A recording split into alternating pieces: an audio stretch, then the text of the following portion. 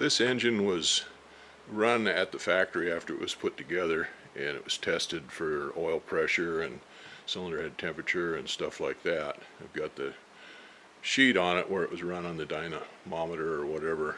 Had to have put oil in it for doing that. Then when they got done, they drained all the oil out of it and pickled it, which means they put in a preservative oil into the engine. And the preservative oil is meant to keep the engine from rusting up inside, corroding up inside for, it says 60 days on the sheet, but it's not meant to be a lubricating oil. Lubricating oil will mix with it and you can run it for 25 hours or so, but I didn't know how much oil was put in it, so I'll drain it out.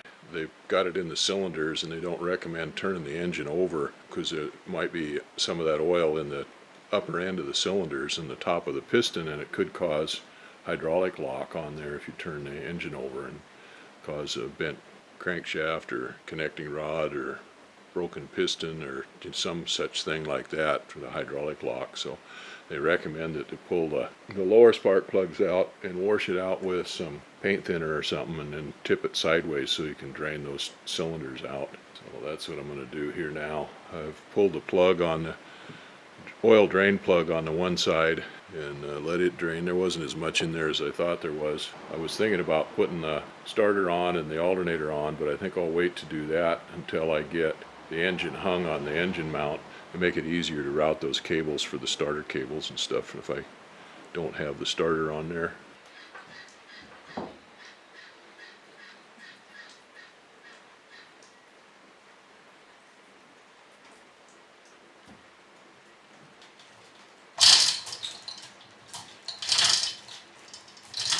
At the bottom of that sump is pretty much flat. With it sitting there just suspended from the chain hoist, the front end of it was down a little bit lower than the back end of it, so any oil there would run to one side or to the front, and then it wouldn't drain out both sides of it. So I got a block there and stuck underneath this side and lowered it down a little bit so it angles it all towards that far corner over there where that other drain is. Got a little bit more stuff out of it.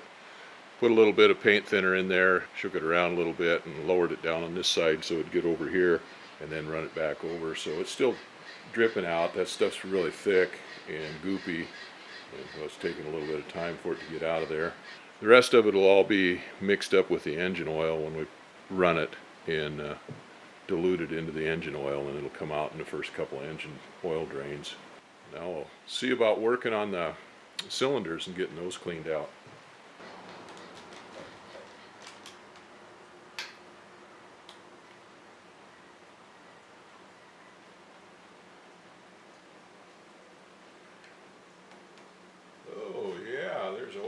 Tops of the plugs, tops of the cylinders, that's for sure.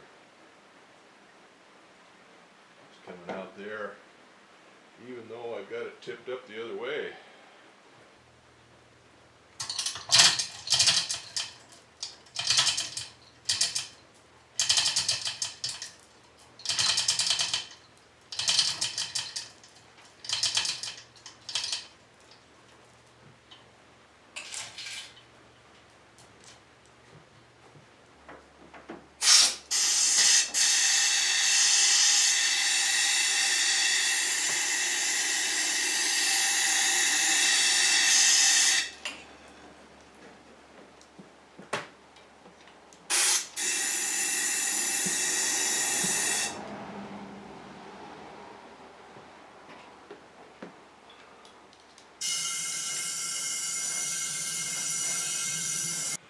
The instructions that came with the engine said to take the lower spark plug out, tip the engine up sideways so the preservative oil in there would drain out of there. Well, I got quite a bit of oil out of that number 1 cylinder. It was must be close to a top dead center.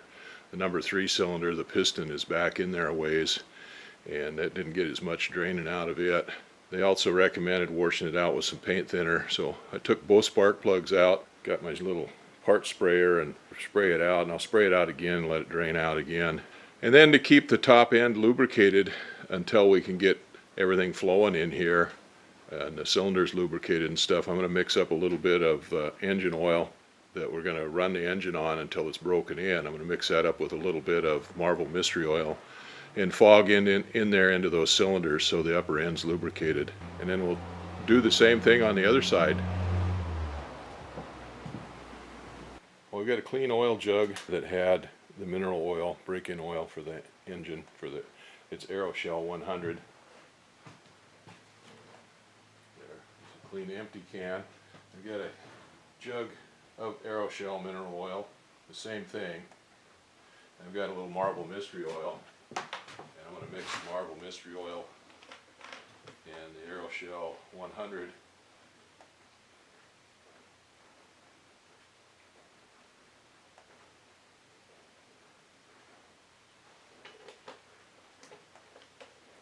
Up together.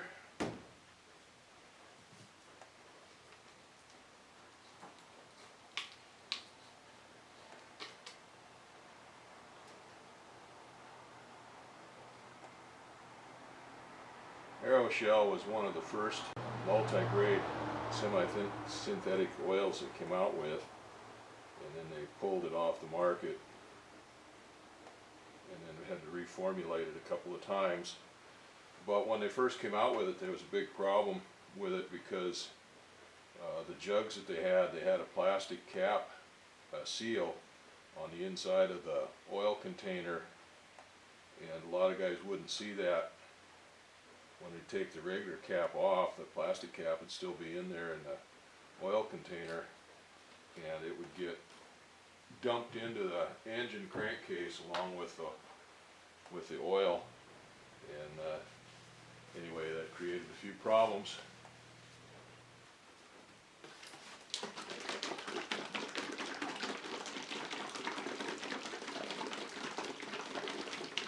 I fogged those cylinders with a mixture of the Aeroshell 100 oil and the Marvel Mystery Oil, so they're protected inside from a dry start or anything. The theory behind the Marvel Mystery Oil is that the molecular structure of the Marvel Mystery Oil, the molecular chains are real small, so they penetrate into the microstructure of the steel and stick in there. They actually get into the steel itself and stick there.